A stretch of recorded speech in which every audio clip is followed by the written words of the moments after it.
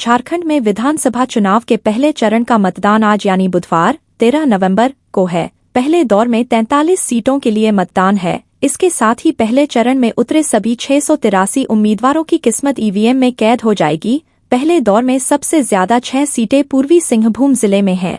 इसके बाद पलामू, पश्चिमी सिंहभूम और रांची जिले की 5-5 विधानसभा सीटें हैं, जहां बुधवार को मतदान है। सबसे कम एक सीट कोदरमा और रामगढ़ जिले की है। झारखंड चुनाव के पहले चरण में चर्चित सीटों में सरायकेला, रांची, जमशेदपुर पश्चिम, जगन्नाथपुर और जमशेदपुर पूर्व शामिल हैं। राजधानी दिल्ली एनसीआर समेत उत्तर भारत के शहरों में बुधवार सुबह सीजन का पहला कोहरा देखा गया है, जिससे दृश्यता पर काफी असर पड़ा। दिल्ली में कोहरे के साथ प्रदूषण की वजह से एक पतली परत दिखी, जिससे दृश्यता 100 मीटर तक पहुंच गई है।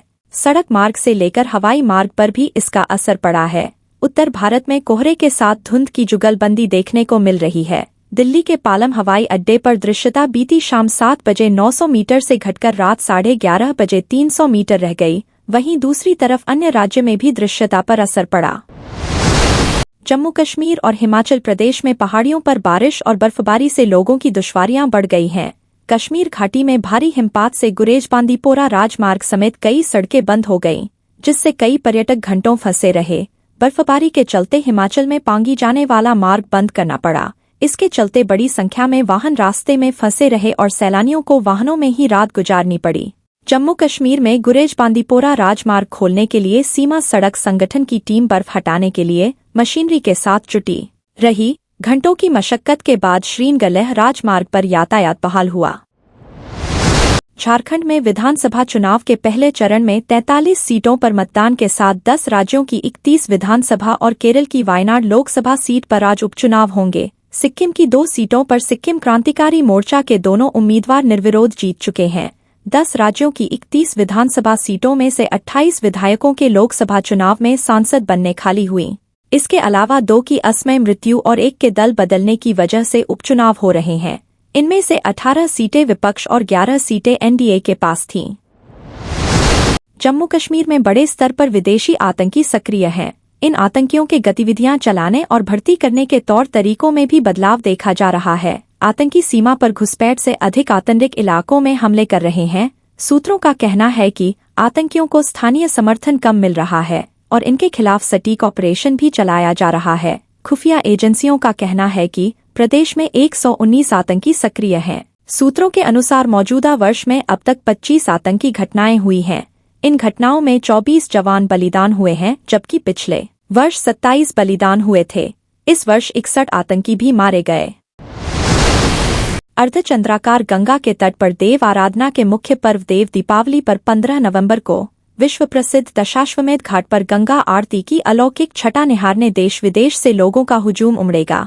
दीपों से जगमग होते घाट पर अप्रतिम व अविस्मरणीय मां गंगा की आरती पहली बार लोग वेबसाइट पर भी देख सकेंगे और प्रधानमंत्री व काशी के सांसद नरेंद्र मोदी भी दिल्ली से इसके साक्षी बनेंगे। गंगा सेवा निधि की ओर से पहली बार देव दीपावली वेबसाइट पर दिखाई जाएगी और वेबसाइट का शुभारंभ 15 नवंबर को ही होगा।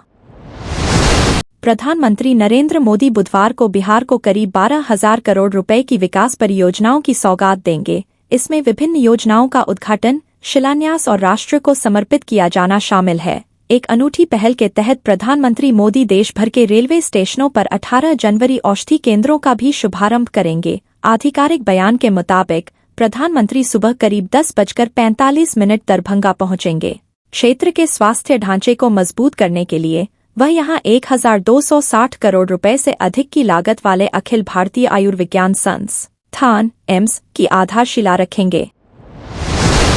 सऊदी अरब के विदेश मंत्री प्रिंस फैसल बिन फरहान अल सऊद 2 दिवसीय आधिकारिक यात्रा पर भारत पहुंचे। वे यहां भारत सऊदी अरब रणनीतिक साझेदारी परिषद (SPC) की राजनीतिक, सुरक्षा, सामाजिक और सांस्कृतिक समिति की दूसरी बैठक की सह अध्यक्षता करेंगे। विदेश मंत्रालय के प्रवक्ता रणधीर जायसवाल ने उनके आगमन के बारे में जानकारी दी। विदेश मंत्रालय के आधिकारिक प्रवक्ता रणधीर जायसवाल ने ट्वीट कर कहा कि आधिकारिक यात्रा पर भारत आने पर सऊदी अरब के FMHH प्रिंस फैसल बिन फरहान अल सऊद का हार्दिक स्वागत है।